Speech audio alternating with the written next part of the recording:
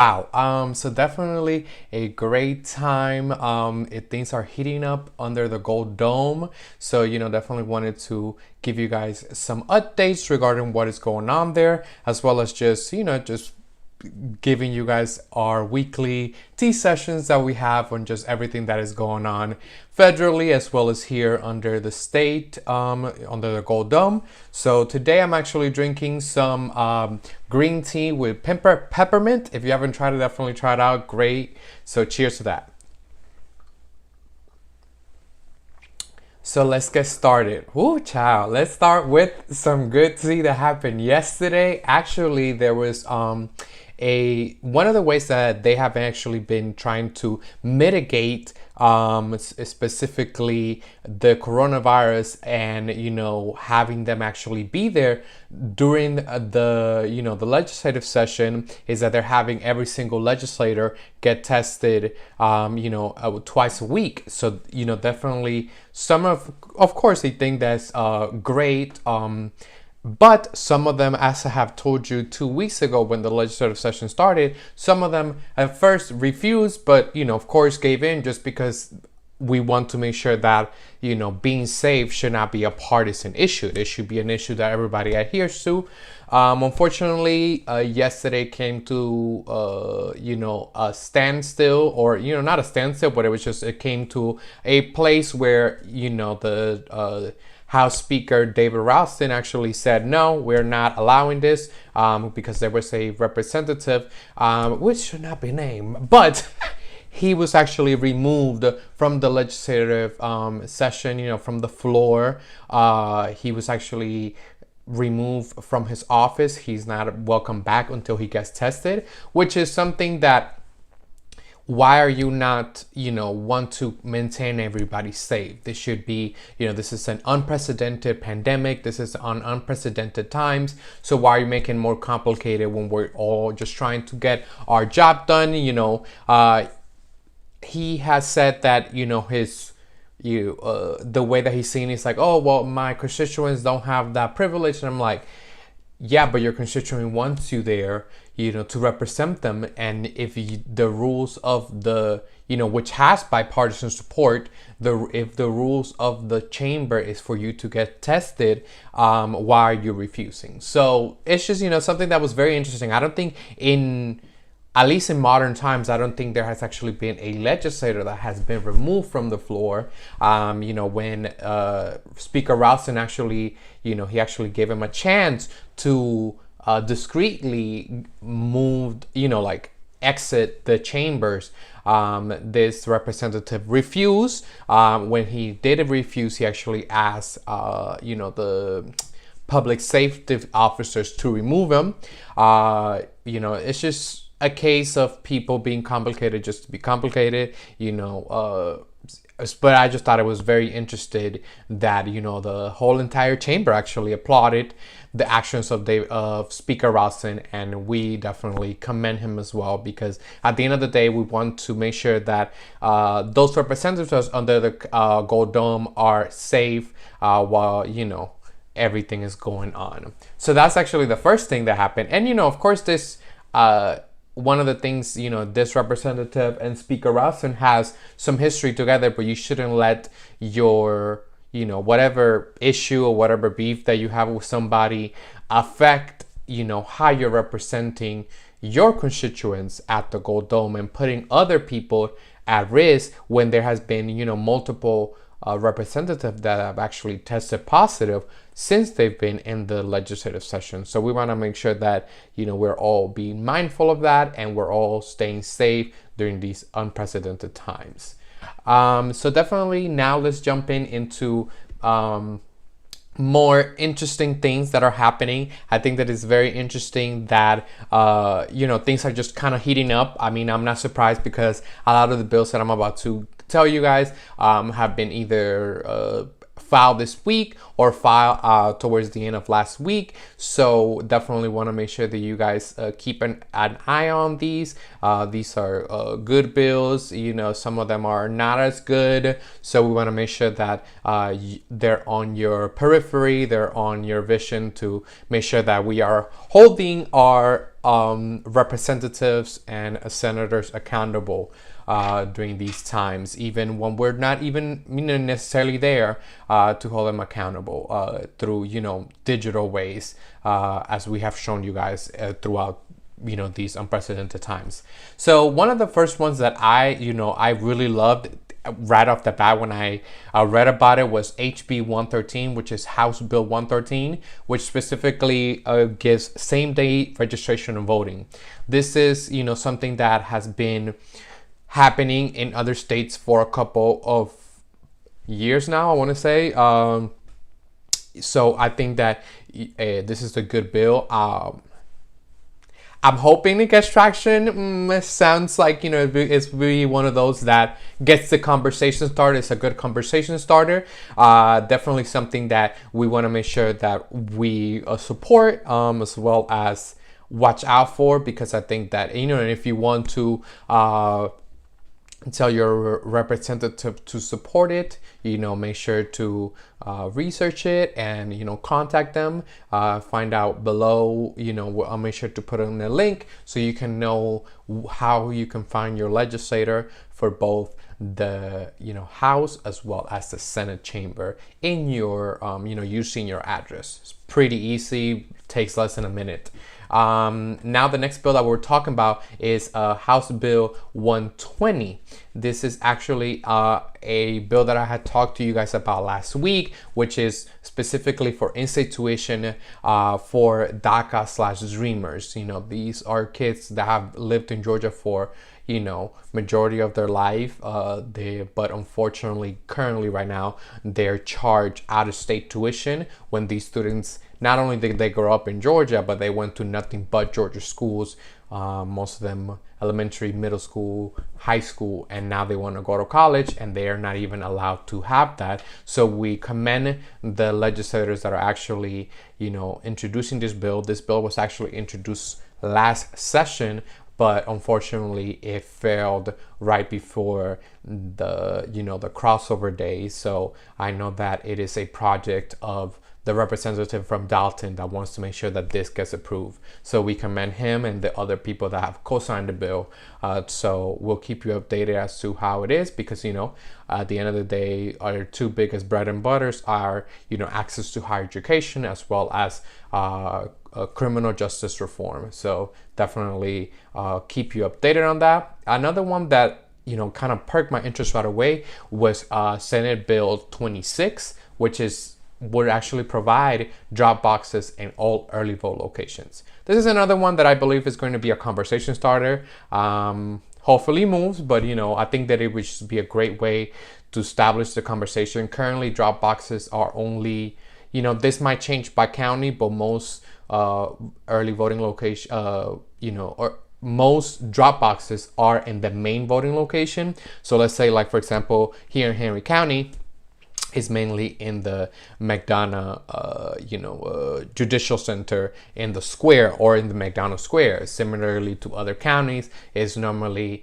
in the, seat of government of that county. So that's the one voting or drop box location. So this bill would actually expand it. So we're in every single early voting location, there would be also a drop box for you to drop your absentee ballot. So I think that this is definitely a very interesting bill to keep an eye on. So make sure to call your senators and let them know, that you like this bill, or if you don't like it, we understand, but I think that it's a great bill. And definitely we'll keep an eye on for that. Next on, we have the HR 28. In the same sense, like I was telling y'all about criminal justice reform, this is actually going to restore voting rights to felonies or people that committed felonies. This is something that, as we had a lot of national attention last year, from I want to say 2 years ago or last year, I want to say, from Florida, that they actually granted it back.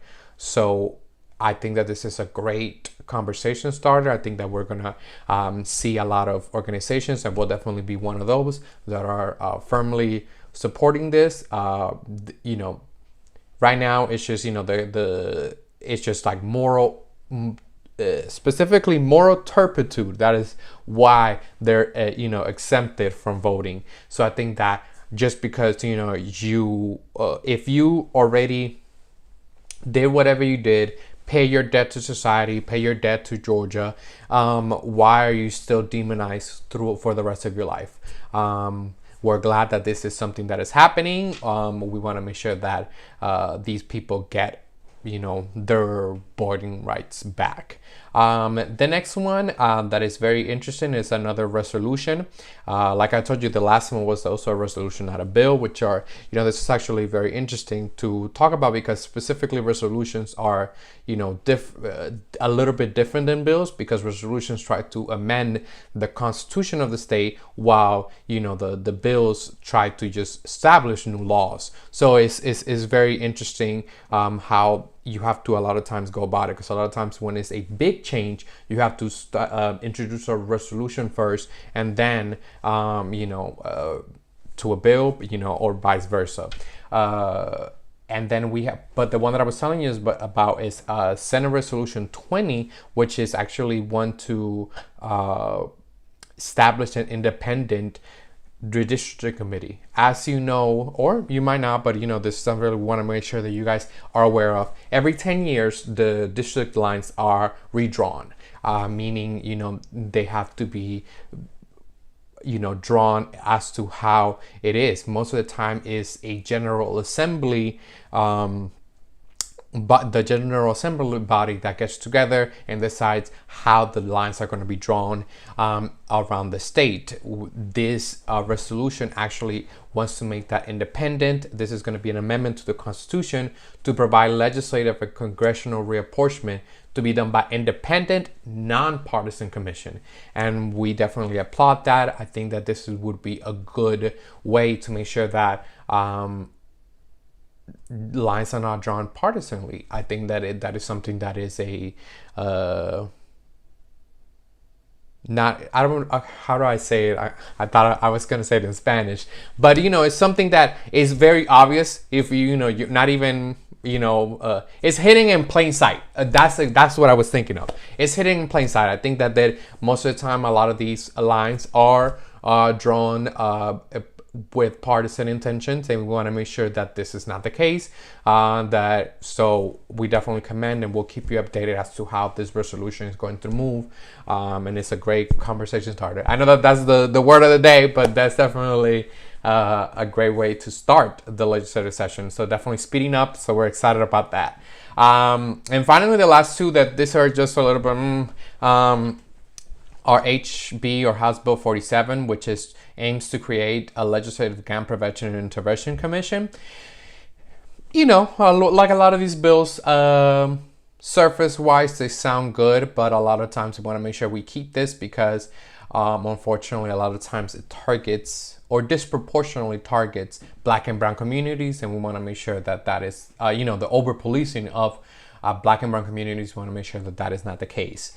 And finally, House Bill 62, which this was just a bill that when I read it, I was just like, are you serious right now? But the bill aims to ban outside funding from nonpartisan nonprofits, to help the different counties run elections in Georgia. And states throughout the country and counties throughout the country a lot of times are underfunded. So this bill, this funding has gone specifically, like it has not been partisan at all. It has been, it went towards election staffing, hazard pay during these crazy times, equipment, and PPE or personal protective gears. And a lot of these countries are constantly underfunded. So a lot of these nonpartisan nonprofits aim to solve that problem by giving this funding to have more people to, help with the lines, with the machines that a lot of times are faulty. So it's crazy that, we want to restrict that, like in what mind, but that's one bill, but we're gonna make sure that keep a close eye on to make sure that doesn't go anywhere. But we'll see. And I thought it was interesting. Last week, I told you that it was budget week. Two things that came that were very apparent to me was the fact that the budget did not did not allocate enough money for healthcare, especially during these times. And once again, did not expand Medicare in the middle of a pandemic.